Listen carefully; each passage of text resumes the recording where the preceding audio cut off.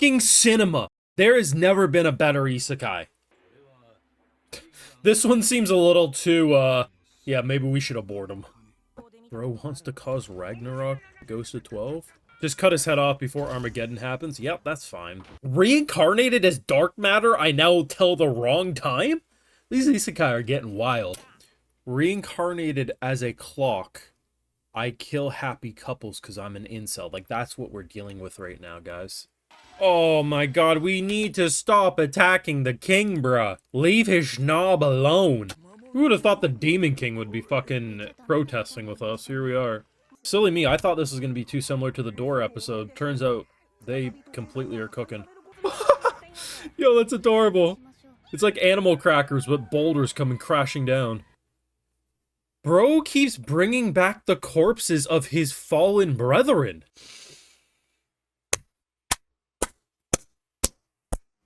Fucking cinema. There has never been a better isekai. Close enough. I wanted hand puppets, and now we got flipbook. I love the detail they did for this. It's actually really well done. Like, they actually took some time to make this. It's the human hands, like, moving it and seeing it that makes it so charming. The pizza guy, too, wasn't safe? The water meter? What did he do? The MC has a very strong chance of actually causing the real universe that hosts all these other universes from imploding. This is the best isekai, the best main character, the best everything we're going to watch this season. And I just want you to know this isn't up for debate. This is just facts. Those are some of the highlights. You want to get your full live reaction over on the Patreon. But we have two brilliant isekai stories this week. One of which, reborn as a hand in a clock tower. That's entire goal is to just murder people. Like every single time he looks at couples, every time that shit strikes 12, boom, and the couples love it, but the king hates it. It's brilliant. But I think on one of these stories, it counts as isekai suicide, because when you're reborn as one of the many voices inside a hero's head, to the point that he literally flips the switch, and to me, I interpret that as he's basically brain dead. Doesn't have a single thought left. He lives life like a vegetable rotting away, but either way, that is fucking brilliant. And last week, I was so happy with the stop motion, because this is what I think really helps sell the show. It is not a singular art style. They constantly have different art styles, different animation techniques. The stop motion claymation, fantastic. This week, they did something I didn't even think I knew I needed. It's basically a picture book. It's one of those interactive pop-up books that you get to move. And the fact that, on one hand, I can tell this would be easier to produce than 10 minutes of a normal traditional animated episode, but the fact that they still made it feel well produced is fucking brilliant. See, at first, when I see these two, like, it's literally one of the people in the production crew going through every single page of this book and seeing all the moving parts. If they sold this in a collector's edition or something, and I would pay dumb amounts of money for this. I really would. I would watch an entire 12 episode anime, 20-minute episodes, if this is how it was directed. And because anime fans are so spoiled, they lack fun. They need Subway Surfers playing next to their 2-hour movies to stay focused. This will be seen as mid. But know what? I'm gonna drop a hot take. This is the most impressive Sakuga I've seen this week. I'm not even gonna expand on that.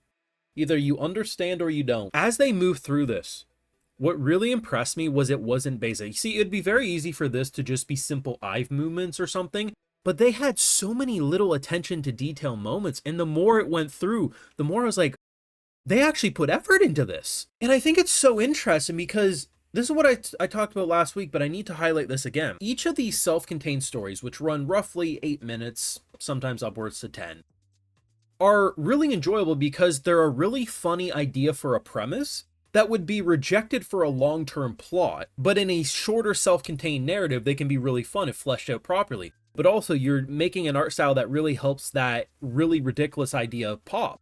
But the big star attraction is what they've done with the goddess and our main character, because this is actually, in a weird, twisted sort of way, a really cute relationship blossoming. Now, I think this is basically what it will be forever.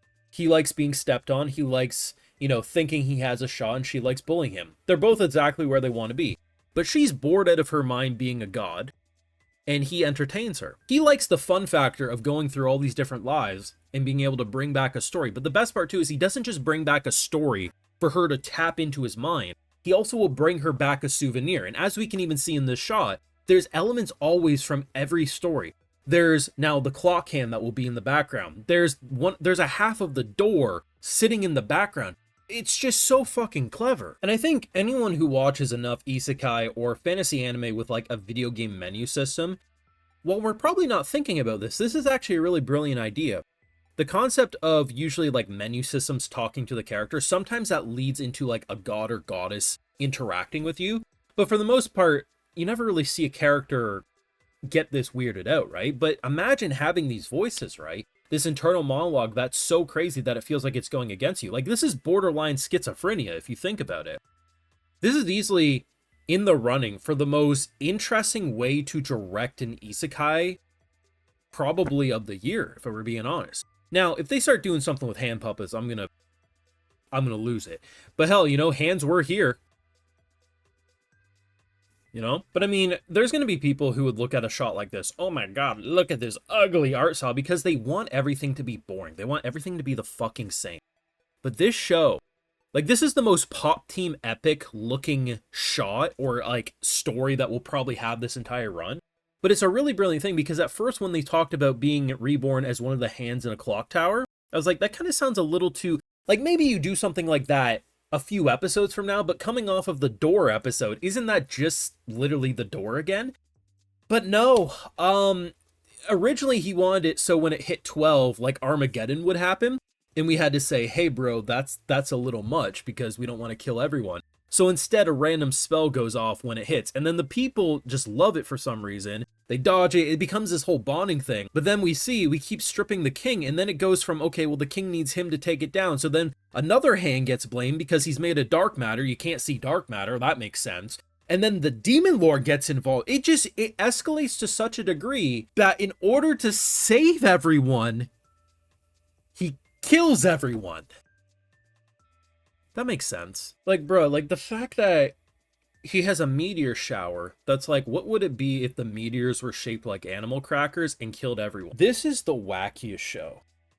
And I've been saying it, and I'm probably going to say it every single episode that I'll feel like a broken record. This show could have just been dumb ideas with fun art styles, and I would have had a blast. But the reason why I deadass think this might be the most creative isekai is that we're now 3 episodes deep. I'm balls deep into this show. I'm raw balls deep. And they're taking silly ideas but making them self-contained, engaging stories with a progression with a main goddess and her summoner. The beginning of the episode, they even teased the concept of there was originally one god who made multiple gods who oversees. They're even looking at her MC being like, we should probably eliminate this guy, but he's under protection of her. There's already plot points that I want to see more of. Like, what if they try to lure him over? Like, hey, we could give you better reincarnations because if they get to oversee him, they could eliminate him for good. There's so many things I want to explore, but this is actually a competently written show, but it is hands down the most visually striking show of the season, if you ask me. I will not be taking further questions. This is not a democracy. This is a dictatorship. My opinion rules over. This show is 10 out of 10. But hey, feel free to leave your thoughts down below. Drop a like, share your support, subscribe, ring that bell, and Patreon, full live reactions, everything over there, and other exclusives, because you know I love to give those video shows, so my patrons are what make it all possible. Alright, so today we got Agus TR, Leaf Solman, Chiton Lord, Bill, Waka, Keegan Miller, Ert Swanson, and we also have Jan Peterson. So I appreciate the support, everyone. Please take care, and have a good one.